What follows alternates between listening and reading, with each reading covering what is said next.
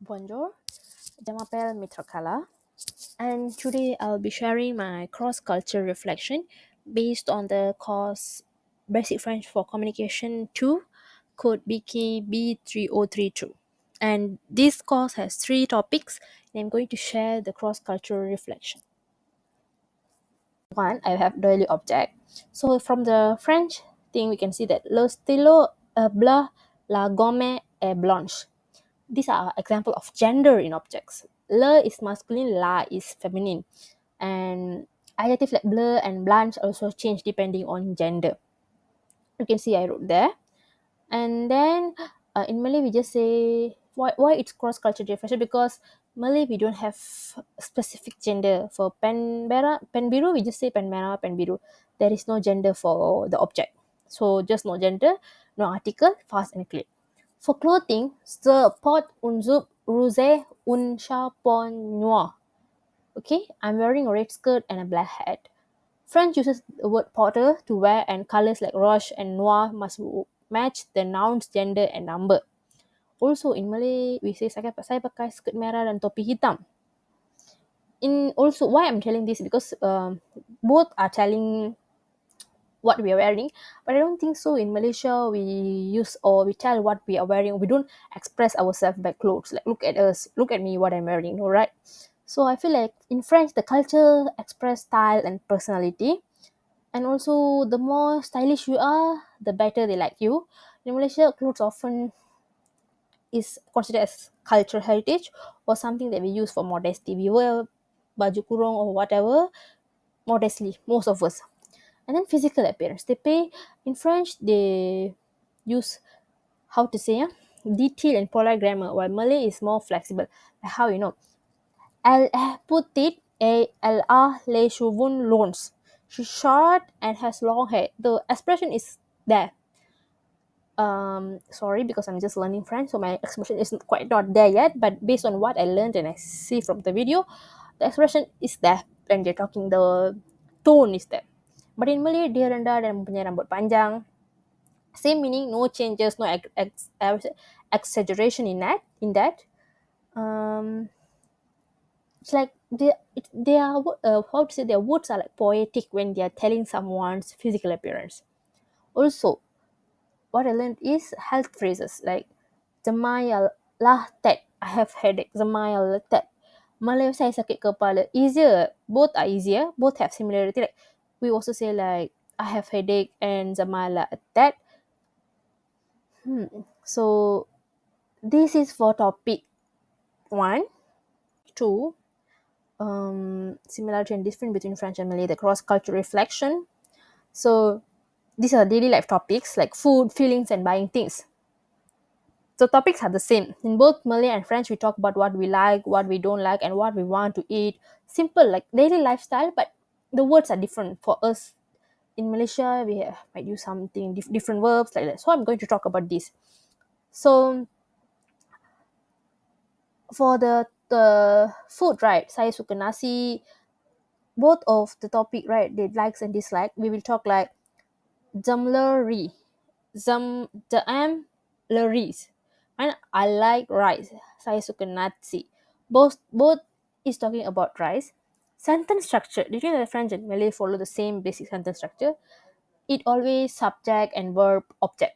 Because just now I said for topic 1, they have gender, right? Gender for the objects and things, for even woman, feminine, and male. But for sentence structure, I said subject, verb, object. For example, I'm le chocolat. Saya suka chocolate. Both mean I like chocolate. So we are expressing the same thing in the same way. I like chocolate. Saya suka chocolate. From the politeness, both language use also polite words when buying or asking. S'il vous plaît, please. Please mean help. S'il vous plaît. In both culture, being polite is a part of communication. However, I noticed that during my class, so have told me that we have our personal polite. We can't just call people without, like our friend. We can't say where is this thing. We can't tell like that. We have to say s'il vous plaît when we ask some direction. When we ask them about anything, if they're stranger to us, we have to ask them politely. But in Malaysia, I feel like we just say, awak tahu tak ke mana tempat ni? Just like that. Do you know where's the place is? We don't use please or can you please tell me? The please is not there yet. If we are polite, but the sentences we use with people is not polite yet. And then the similarity between French and Malay in our country is that although there are a lot of differences, I found that they have juice, chocolate. So we already know French without we are realizing it. So it's like there are some words that is similar. Maybe it's in English, but still juice is in same in English in Malay. Chocolate is also chocolate in Malay, so we know. So I feel like these are the similarities from the topic two. What I gained from the class e-learning in the topic two is noun gender. In French, like I said, for topic one, object have gender, le for masculine, la for feminine. Whereas in Malay, there is no gender, so it's easier. For example, le riz, masculine, la salad, feminine. So we must memorize which is which. For example, rice, right? What if I say la rice? It's wrong. Le riz, because it's the rules. Negative sentences, Malay use tidak to say no. French use a two-part formula. Like they have two, ne and pas. For example, Janam paluleh. Saya tidak suka susu. This was confusing at first because in Malay it's saya suka atau tak suka. Ini like Janam paluleh. The ne is there, so it's a bit hard because tak suka having the same, but it might be similar also because we are adding ne, right? But they have two, ne and pas. And then verb conjugation. In Malay, verb don't check. Saya suka kamu, kamu suka dia, dia suka kamu. But in French, verb change with each person. Jam, to am, lm. So we need to memorize the conjugation. Like how to say jam, I like, to, you like. It's like, the verb conjugation changes. The word you, also in Malay we say awak, anda, kamu, but in French it's either tu, informal, and vous, formal and plural. So like, do you want juice? To do juice. Vous voulez do juice, formal. And then we have so the tu and vous, right? We can't just go and talk to strangers with tu. This is what Sir have taught us. Tu is informal, vous is formal. So when we want to ask someone help, we have to say vous, not tu. Tu is considered not polite in Paris or France. Then word agreement. In French, verbs and adjectives must match the subject in number and gender. For example, il est petit. Il est petit. Petit means the one said it's for male. Il est petit for she is short. Petit short. Petit is short for male. Malay is dia rendah. Orang lelaki tu rendah, orang perempuan tu rendah. Just same. Currency. Lastly, French use the euro and centimes. In Malaysia, we use ringgit Malaysia and cent. So, sakut duzuh roh sangkont. It causes 2 euro 50. So, the words are different. I mean, the money, the currency we learned that is different. They're not using ringgit or whatever. We know they're using euro and centimeters and the numbers based on what we learned. In French, this topic 3 is about daily routine and how it's different. I'm going to talk about the cross-cultural reflection in French and Malay, especially how we talk about waking up, time, weather, and all those. So for the first one is waking up. They have reflexive verb. We say in Malaysia, we say saya bangun pukul 6 pagi.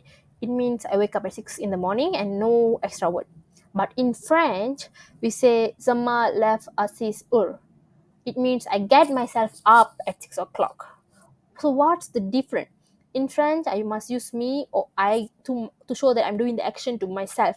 This is called a reflexive verb based on what I searched in the internet and also from the data I collected. So they have subject je, tu, il, elle, reflexive verb me, tese, and then the level, leves, like that. So because in Malay we didn't use myself, we just say saya bangun, but in French if you forget me, the sentence will become wrong. So Sealan Jamal leva means saya bangun sendiri. It makes me think more when I speak French, actually. And for talking about time, we say pukul 7 pagi, 7 in the morning, pukul 2 petang, 2 in the afternoon. That's what we use the 7 pagi, 2 petang. In French, we say il est 7 heures. It's 7 o'clock. Il est 14 heures. It is 2 p.m. So, il est 14 heures means this is from 24 hours format, French you often use 24 hours. So instead 2 p.m. they say 14 hours. So the il est 14 hours is 14. So that's how you learn French. It's not two. They won't say that no, they will say 14. Sorry. And then weather. In Malaysia we say hari panas, today is hot. In French say il fait chaud. It's hot outside. Cuaca hari ni panas, right? They say it's hot outside. Il fait chaud. Say show I feel hot. So French separates the weather and how they feel. In Malay we use the same word panas saya panas, keluar panas. So French is more precise. Malay is simple and flexible. So when they say what we say, when they say show means panas, then froid sejuk, pluie hujan. The verb agreement and their preciseness to show that the outside is hot, inside is hot. We use the same thing, but they have different. How to say Z show and il fait chaud. And then for animals, they use. I love French vocabulary because le tigre est féroce. The tiger is fierce. Le panda est mignon. The panda is cute. See the expression. It's not straightforward. They have some verbs going on. Malay is shorter. The words in Malay. That's what I say cross-cultural reflection lah. Their words is longer. Ours is shorter. And then they have a lot of gender agreement in animals too. That's why I highlighted this part in the table. Not highlighted. I put this in table, even though there is a lot of example of this kind of subject agreement, all those. But this got the importance of the what we say gender agreement. So if you don't understand what's gender agreement, you can't do that. But in Malaysia, we just tell about the animal and we tell what we are feeling, like the harimau tu ganas. But this one is le la. We have to use that. And then we have the free time, le loser. In France, they prefer calm activities. Je fais du vélo. I ride a bicycle. Je vais au musée. So French hobbies are often linked to culture, books, art, out of. So how I do know about this is because I learn through TikTok, I learn through Instagram celebrities, where they usually post their leisure activities like drawing. They love to see arts. They like to go with the nature. But whereas in Malaysia, it's about social life. Okay, meeting people, talking to them, being happy, gossiping. They are more into something artistic, I would say, because that's differences lah.